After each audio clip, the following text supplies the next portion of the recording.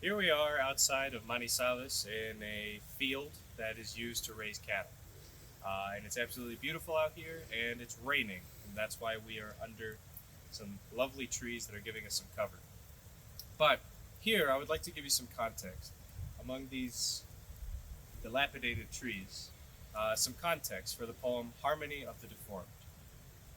And that poem comes from when I was getting out of the Coast Guard two, about 2 years ago when I was getting out of the Coast Guard, and I had stayed behind. My ship had gone on to do the mission to go into the Arctic, and I was staying behind in the base Seattle, and I was working there as an IT for the base and for whatever other units that were around the area.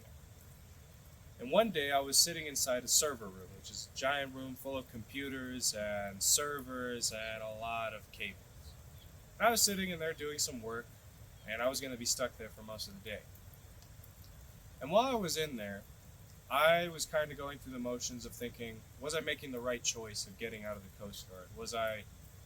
Because up to that point, I had heard a lot of different arguments from many different people, both civilians and coasties, and everyone had given me different responses. And the entire way, I had been going with my gut of just, let's get out, let's change things up, let's make let's go on another path in this life. And I was sitting down and I was working on a computer and I was waiting for it to do something when I had a coin in my hand. And I was looking at this coin for a while, just staring at it. Uh, and eventually, I kind of, I asked. I asked whether it's God, whether it's nature, whether it's fate, destiny, whatever it may be. I asked, was I making the right decision getting out? And it was in that moment that I flipped a coin and I made a call. I said heads. And then I got that one, then another one, and then a third one. All to my surprise, all to my absolute astonishment. And the fourth time that I was going to do it, I decided no, I don't need any more signs. I don't need any more.